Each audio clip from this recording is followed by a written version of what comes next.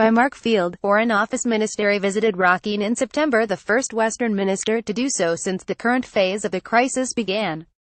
I heard horrifying descriptions of murder, rape and other human rights violations. What is happening there looks like ethnic cleansing. With hundreds of thousands of Rohingya having arrived in Bangladesh since the 25th of August, the immediate focus for the international community must be to ensure the provision of humanitarian aid to them and to those displaced within Rakhine. But once the immediate crisis has abated, those who have fled must be able to return safely to their homes. Video starvation and death on the beaches. I am proud of the compassionate leadership Britain has displayed as the largest bilateral donor to this crisis. We have pledged a total of £47 million in humanitarian assistance so far.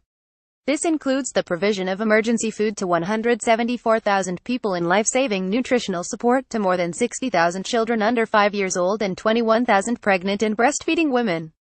In Rakhine itself, we are still pressing the Burmese authorities to grant humanitarian access to affected areas and have provided £1 million and £2 million to the Red Cross and World Food Programme respectively.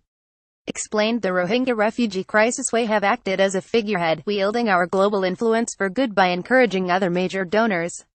The UK has also led the international community's political and diplomatic response to the Rakhine crisis. Last Monday, the UN Security Council adopted a presidential statement on Burma proposed by the UK and France.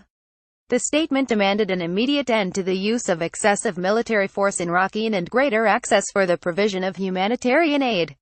Image. Many children in Rohingya refugee camps have lost their parents and families, but it also recognized that for the Rohingya to be able to return home, safe passage must be guaranteed. As Kofi Annan's Rakhine Advisory Commission report also makes clear, the citizenship status of the Rohingya must be resolved and restrictions on their freedom of movement must be lifted. I made all of these points directly to Aung San Suu Kyi when I saw her in Burma in September. We are clear that the Burmese military are responsible for this humanitarian crisis. Why is the Rohingya crisis not classed as genocide? They must heed the Security Council's calls and they must cooperate with the UN Human Rights Council's fact-finding mission, which aims to establish exactly what has taken place in Rakhine. One appalling aspect of the current situation is the extensive reporting we have received of UAL violence. A lead member of the FCO's Preventing Sexual Violence in Conflict Initiative (PSVI) recently visited the region alongside the UN to meet survivors, support workers, and government officials.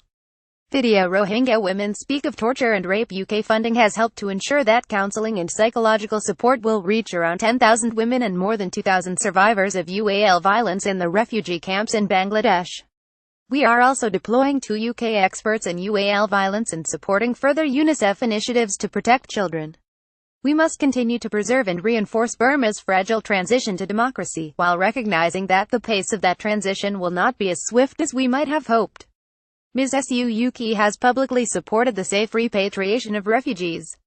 She must do everything she can to make this happen.